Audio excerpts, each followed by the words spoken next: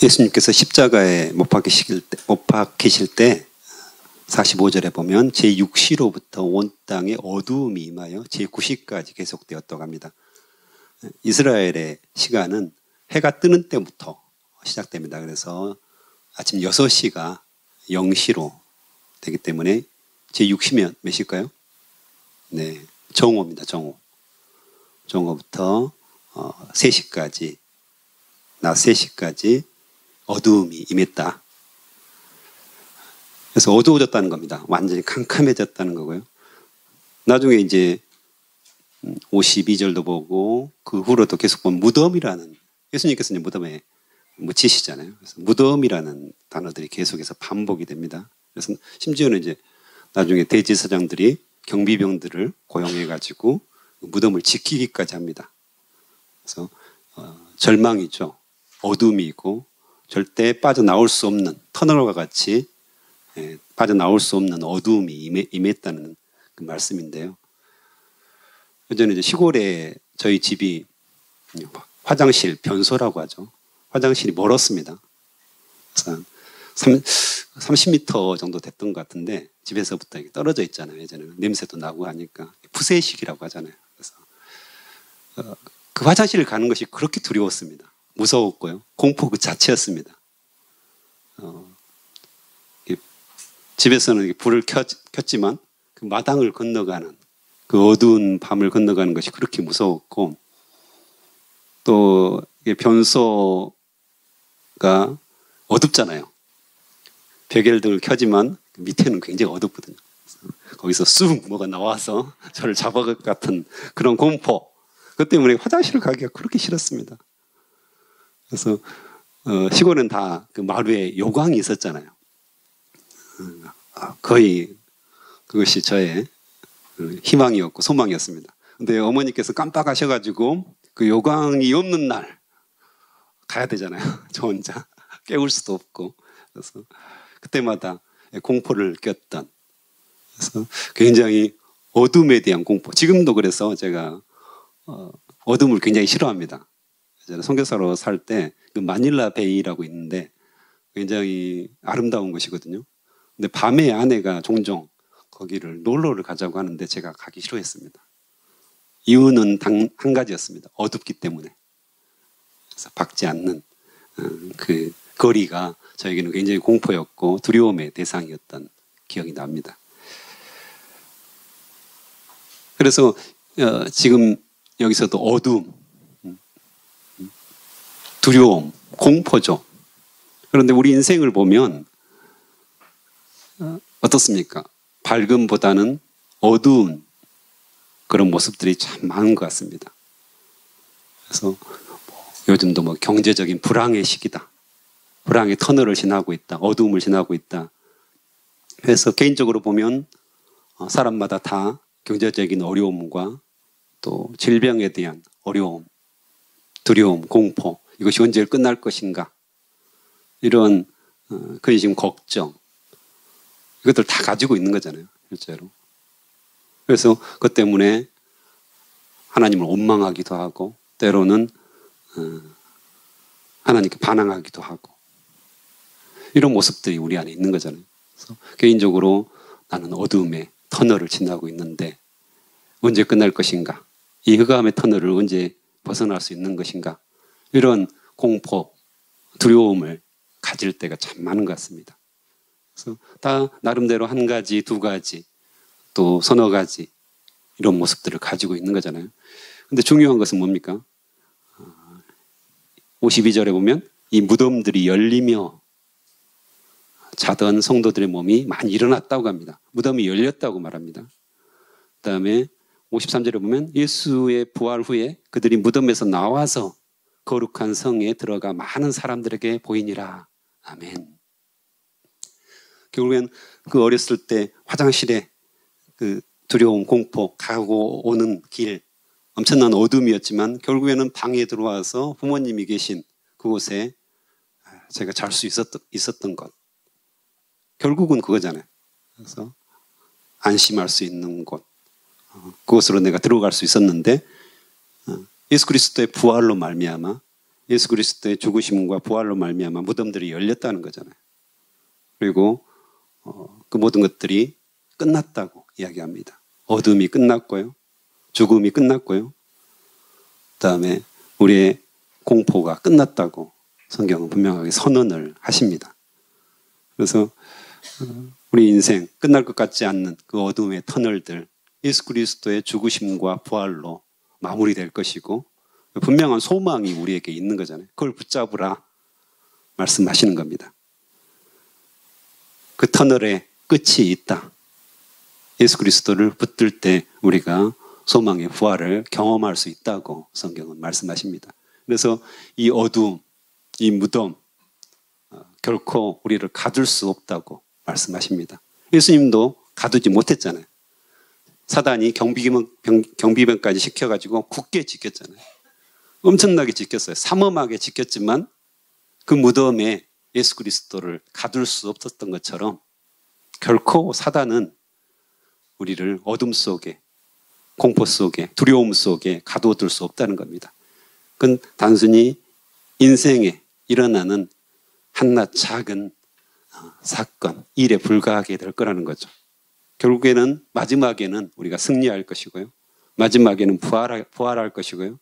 마지막에는 승리할 거라고 성경은 분명하게 우리에게 확신을 주는 겁니다. 그리고 그 어두움 끝에 예수님께서 46절에 엘리 엘리 라마 사막다니 곧 나의 하나님 어찌하여 나를 버리셨나이까. 이 말씀을 보면 언뜻 보면 원망의 말 같습니다. 어찌하여 나를 버리셨나이까. 처절한 절규와 같은 그런 말씀이라고 생각되는데 요즘에 이제 심리적으로 어려운 분들이 참 많습니다. 그래서 심리 상담, 그런 이런 것이 굉장히 많아졌죠. 예전에 비해서 많아졌다는 것을 여러분들이 알 수 있을 겁니다. 예전에는 뭐 심리 상담소가 우리 주변에 거의 없었습니다.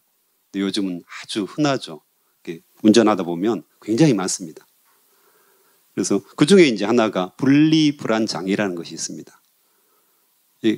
아이들을 가진 어머니들은 잘 아실 겁니다. 아이들이 엄마를 조금이라도 떨어져 있으면 굉장히 불안해하죠.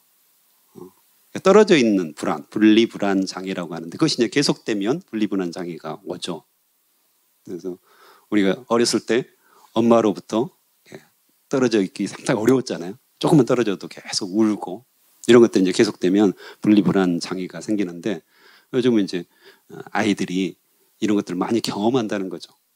예전에 비해서 어머니들이 사회활동이 많아지다 보니까 아이들과 충분히 함께 할 수 없어서 이 분리불안 장애들을 겪는 아이들이 꽤 많아지고 있습니다.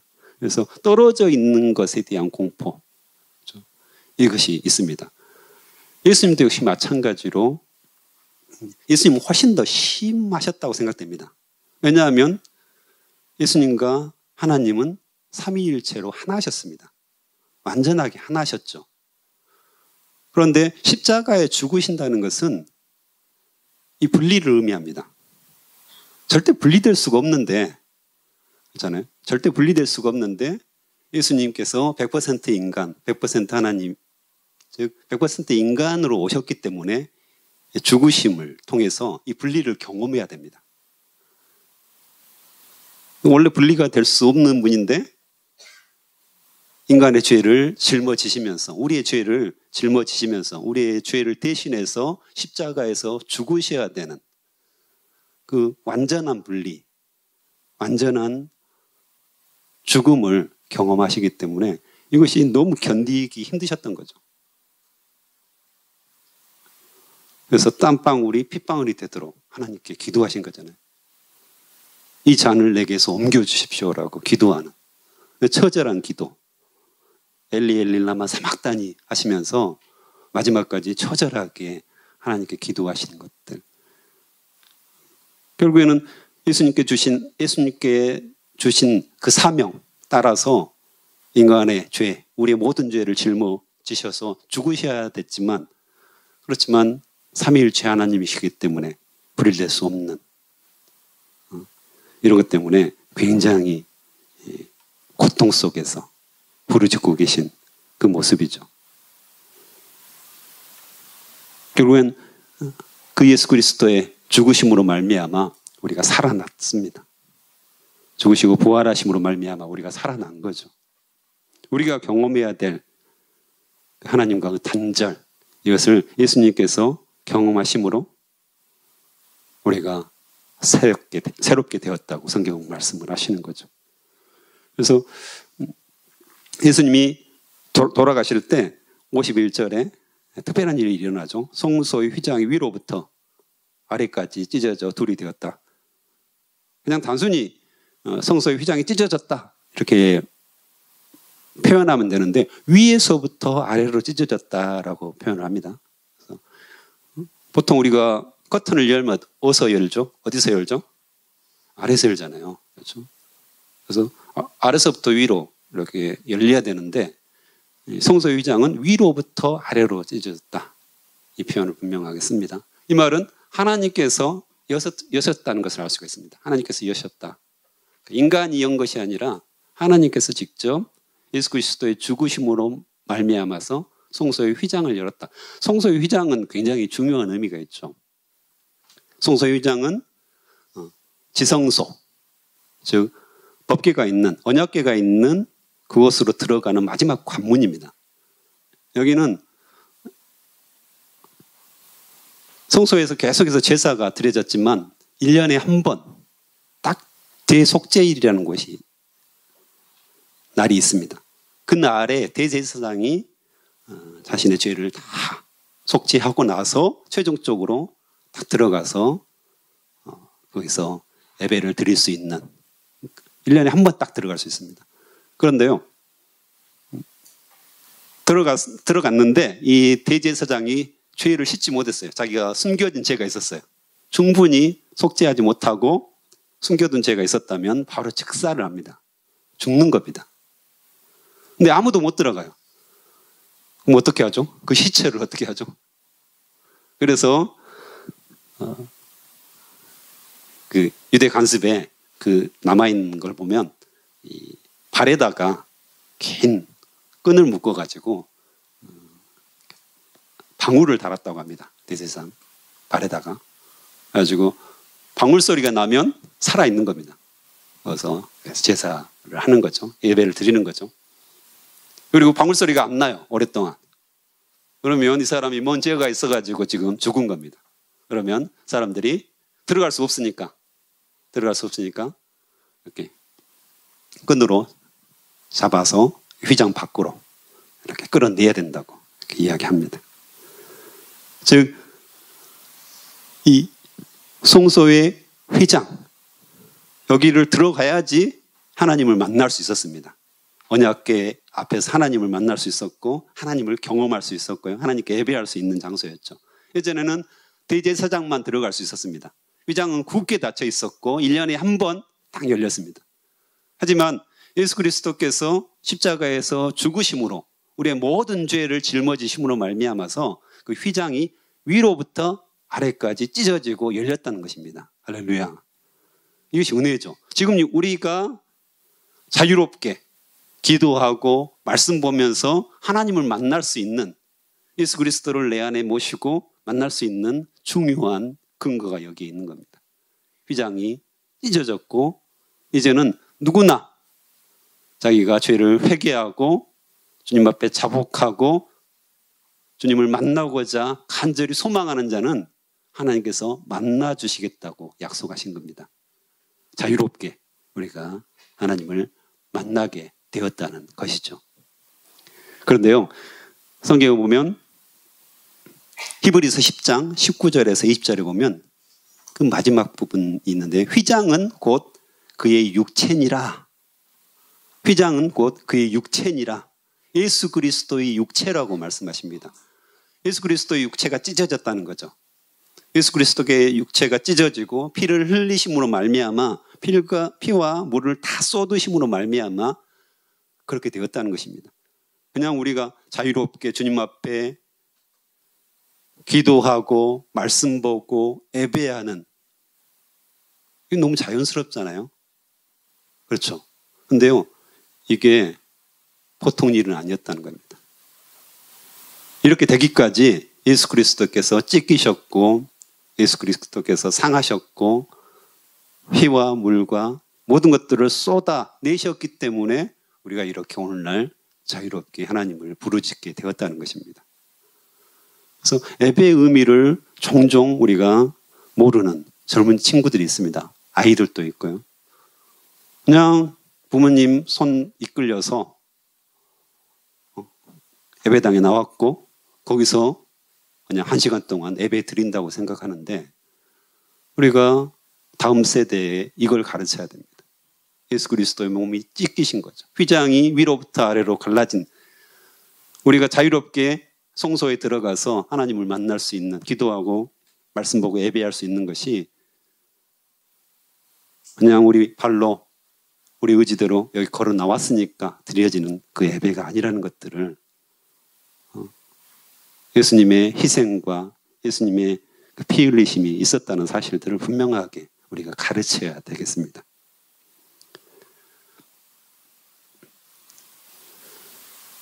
그래서 휘장이 위에서부터 아래로 찢어지고 예수 그리스도의 몸이 찢김으로 말미암아서 우리는 직접 하나님의 보좌 앞에 나아가서 하나님을 만날 길이 열렸습니다. 또한 이 의미는 이제 구약이 끝나고 신약이 시작되었다는 거죠. 옛 언약이 끝나고 새로운 언약, 예수님과 나의 언약. 즉 예수 그리스도께서 내 안에 살아 계셔서 나는 하나님의 아들, 딸이 된 거. 이것이 새 언약이거든요. 여러분 예수 그리스도를 영접하셨잖아요. 그분을 영접하심으로 말미암아 나는 하나님의 자녀가 되었습니다. 이것이 새 언약입니다. 이것이 시작된 거죠. 이제는 누구를 통해서 예수님, 누구를 통해서 하나님을 만나는 게 아니라 직접 내가 예수님 안에서 예수님을 대면하여 볼 수 있는 시대가 된 겁니다. 할렐루야. 이게 엄청난 의미죠.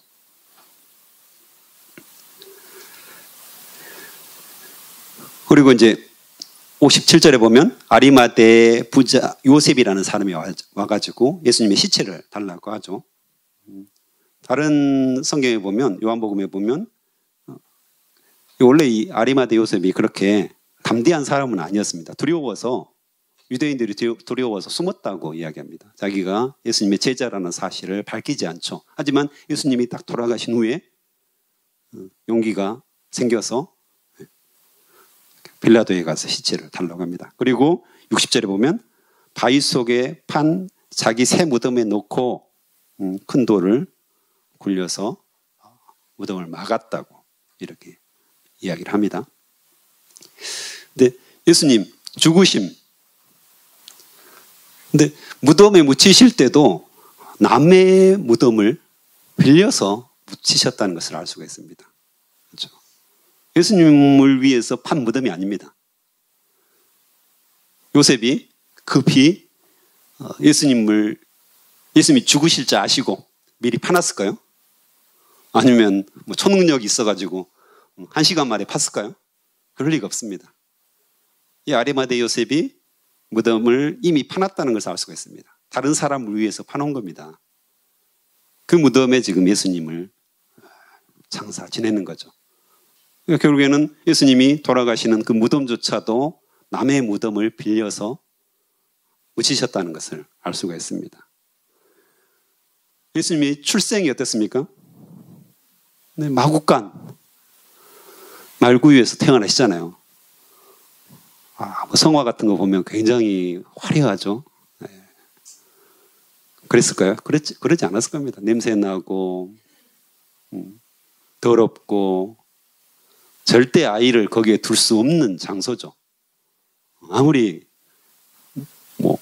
말해요 요셉이 거기를 닦고 깨끗이 청소했을지라도 마구간은 마구간입니다.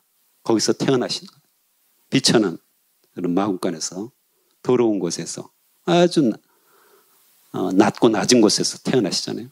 또 예수님께서 평생을 사시면서 33년을 사시면서 어떻습니까?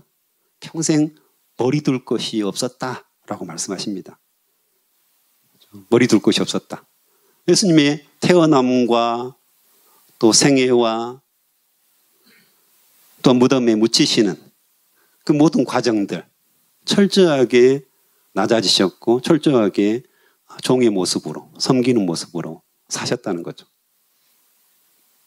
특별할 것이 없었습니다. 특별하게 누구의 환호를 계속해서 오랫동안 받았다든가 높임을 받았다든가 이런 모습이 없이 그분의 사명을 위해서 종의 모습으로 죽으실 때까지도 남의 무덤을 빌려서 묻히셨다는 거죠. 우리가 예수 그리스도의 제자라고 우리 스스로 이야기하잖아요. 하나님께서 그렇게 말씀하시고 제자가 되는 과정들. 근데 저도 늘 생각해 보면 내가 가진 것이 너무 많은 건 아닌가. 목사, 간사로 살면서 뭐 3가지가 있다고 합니다. 죽을 준비. 죽을 준비 돼 있으시죠?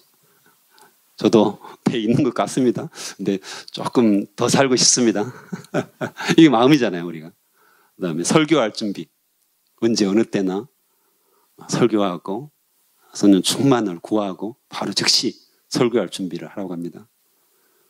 또한 3번째로 이사갈 준비. 이사갈 준비를 하라고 합니다. 그래서 머리 둘 곳이 없다는 말하고 비슷한 것 같습니다. 그래서 이사를 많이 가죠. 근데 제가 빚을 내서 집을 사는 바람에 이사 갈 이유가 없었습니다. 그래서 참 안 사야 됐나 싶은데 어쨌든 우리가 가진 것이 참 많아졌고 이 땅에 우리 머리를 둘 만한 그런 장소들이 참 많아졌고 의지할 만한 것들이 참 많아졌다는 것들을 알 수가 있습니다. 그래서 예수님께서는 이 땅의 것들보다는 오직 아버지 하나님께 의지했고 하나님께 모든 것들을 맡겼는데 우리는 이 땅에서 누릴 만한 것들, 가질 만한 것들, 좋은 것들이 너무 많다 보니까 하나님을 의지하기보다는 그것들을 의지하기 시작했다는 거죠. 마치 구약 시대에 이스라엘 백성들이 우상을 섬기는 것과 같습니다. 우리 늘 생각하잖아요. 선지서를 성경 공부하다 보면 어떻게 그럴 수가 있나? 어떻게 저럴 수가 있나? 어떻게 저렇게 우상 숭배하다가 돼지게 맞고 엄청난 재앙들 그다음에 전쟁을 통해서 아주 많은 사람들이 죽고 질병을 통해서 엄청난 사람들이 죽고 나서 그 좀 지나니까 어떻게 또 우상을 숭배할 수 있지? 그리고 또 엄청난 하나님의 징계를 받잖아요. 근데 또 몇 세대 안 가서 금방 또 우상을 섬기고 이게 계속해서 반복되는 것을 알 수가 있습니다. 이해할 수가 없다. 그런데요. 오늘날 우리가 섬기는 우상을 보면 이것을 쉽게 이해할 수 있는 거죠. 종의 모습이 아니라 물질의 그 안락함, 그 좋은 것들, 그것에 자꾸 의지하는 거죠. 우리가. 의지하는 것. 하나님께 기도하기보다는 우리는 가지고 있는 해결책이 너무 많아요. 가진 것들이 너무 많기 때문에 하나님께 달려가기보다는 무릎 꿇기보다는 당장 그걸 찾는 겁니다. 그래서 다시 한번 예수 그리스도의 종의 모습 이것을 우리가 묵상하면서 주님 내가 내려놔야 될 것은 무엇입니까? 내가 가진 것들 저는 너무 많이 의지하고 있지는 않습니까? 다시 한번 하나님께 무릎 꿇는 그런 새벽이 되었으면 좋겠습니다. 함께 기도하시겠습니다.